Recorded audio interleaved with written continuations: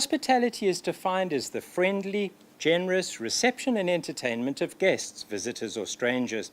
It has synonyms like warm-heartedness, generosity, and kindness. It's also the term used to define an industry that has millions of people turning these very qualities into a business. Some of these businesses provide lodging to weary travelers. Others provide food and beverage, and there are even those that provide wild entertainment. But is there a point where that essence, that generosity of spirit is lost?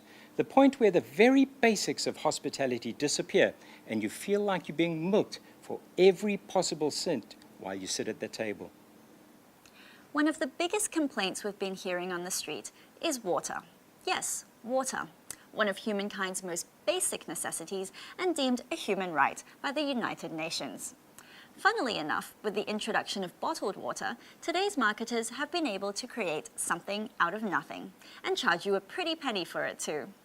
We're not denying that flavors and qualities of water differ from place to place, just like there is terroir in wine, and that people do have their preferences.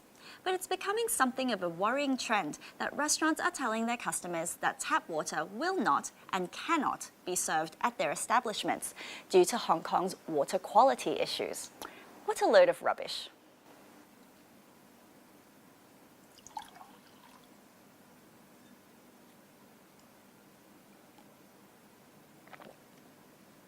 Perfect. The Hong Kong government clearly states on its website that Hong Kong enjoys one of the safest water supplies in the world, and that water from our water supplies department complies with the World Health Organization's guidelines for drinking water quality, which were developed by experts from around the world and are safe for consumption. Now that we have safety out of the way, let's talk about pricing. It's no secret that the margin on beverages are much higher than of food, so it makes business sense to encourage diners to buy drinks. But to essentially force customers to consume bottled water puts a bad taste in their mouths, and if it drives away a customer for good, does that one-time margin suddenly seem as attractive?